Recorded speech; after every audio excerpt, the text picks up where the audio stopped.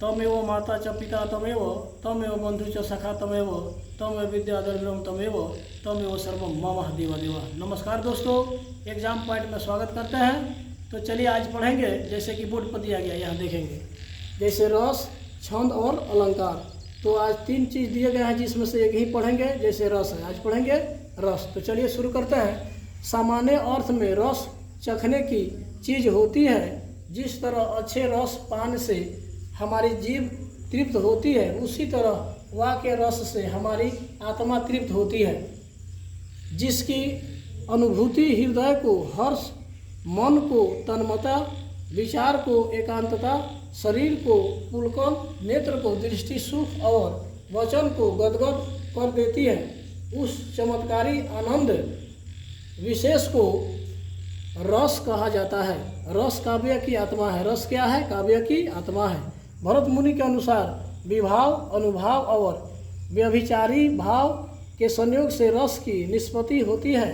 काव्य में रस के 9 भेद हैं। काव्य में रस के कितने हैं? 9 भेद हैं। जैसे यहाँ देखेंगे, 1 में श्रृंगार रस, 2 में वीर रस, 3 में हास्य रस, 4 में रौद्र रस और 5 में भयानक रस, और यहाँ पे है 6 में अद्भुत रस और 7 में विभत्स रस और 8 में करुण रस, 9 में शांत। यही 9 रस होते हैं। अब यहाँ चलेंगे, यहाँ इसको परिभाषित करेंगे, यहाँ समझेंगे।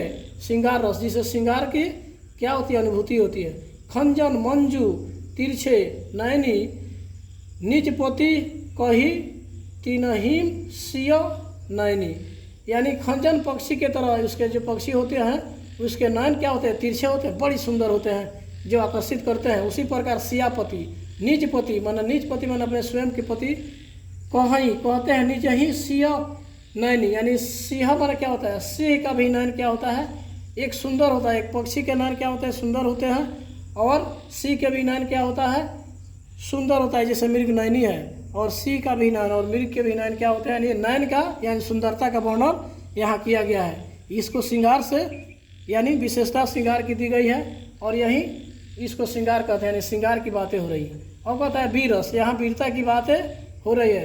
कहता है जौ राउर अनुशासन पाऊँ आ कंदुकन इवह ब्राह्मण उठाऊँ, कांचे घट निजमहू डराऊँ फोरी कह कसहूँ मोरू मूलक इवो तोरी, यानी यहाँ वीरता की बात हुई है। कहता है कि अनुशासन में रह करके यानी अपने देश को क्या करता है? ब्रह्मांड को कहता है कभी कि यहाँ बचाने की बात की गई है। और कहता है किसी प्रकार के दुश्मन हमारे देश पर आक्रमण करते हैं तो हम इसके लिए मर मिट सकते हैं, अपने देश की रक्षा के लिए मर मिट सकते हैं। दूसरे के हाथ में हम अपने देश को यानी किसी भी अपने वस्तु को दूसरे दुश्मन के हाथ में नहीं जाने देंगे। यहाँ वीरता की बात हुई है। अब कहता है हास्य रस, यानी हंसी प्रकट हुआ है, यहाँ हंसी हुई है प्रकट, यानी हास्य का मतलब जो हंसी प्रकट की गई है इस बात से।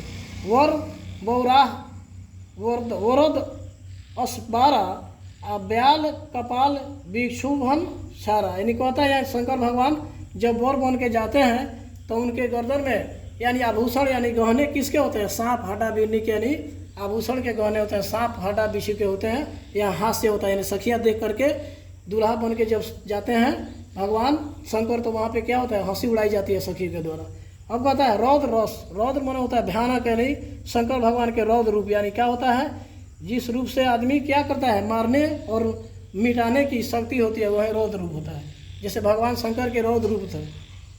रे नृप बालक काल बस बोलत तोहिन संभार आ धनु ही सम त्रिपुरारी धनु विदिन सकल संसार, यानी शंकर भगवान यानी क्या संसार को यानी खत्म करने के लिए अपने क्या करते थे? रुद्र अवतार किए थे और क्रोधित हो गए थे, और देवताओं ने मिलकर उनको क्या किया?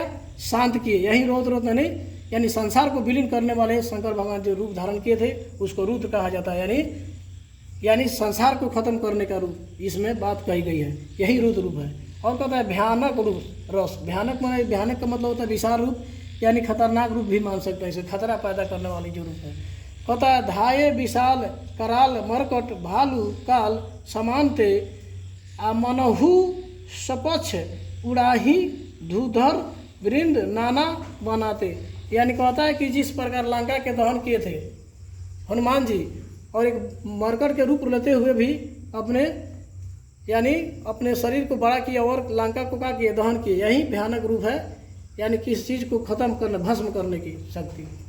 और कहता है 6 में कहता है अद्भुत रस। अद्भुत का मतलब जिससे चमत्कार की बातें कही गई हो। कहता है जस जस सुरसा बदन बढ़ावा आ तस दुगुन कपि रूप दिखावा। यानी रामायण की बात कही गई है। यानी जब जाते हैं हनुमान जी, यानी समुद्र पार करते हैं, उसमें क्या एक सुरसा नाम की राक्षसनी है जो उस खाने के लिए मुंह बड़ी करती है। उसी प्रकार यानी हनुमान जी क्या करते हैं, अपने रूप को क्या करते हैं, विशाल कर लेते हैं। इसी प्रकार कहा गया है, यानी जैसे ही मुंह खोलती है सुरसा, वैसे ही हनुमान जी का रूप दुगुना रूप हो जाता है। यही बात कही गई, यानी चमत्कार की बात कही गई। अब 7 में कहता है विभत्स रूप, यानी वीर रस से आदमी को मुक्त करने वाली बात कही गई। यानी वीर रस है, उससे आदमी विभुक्त हो जाता है। उदर बितारही भुजा उपराही आगही पद अवनी पटकी भट्ट डराही।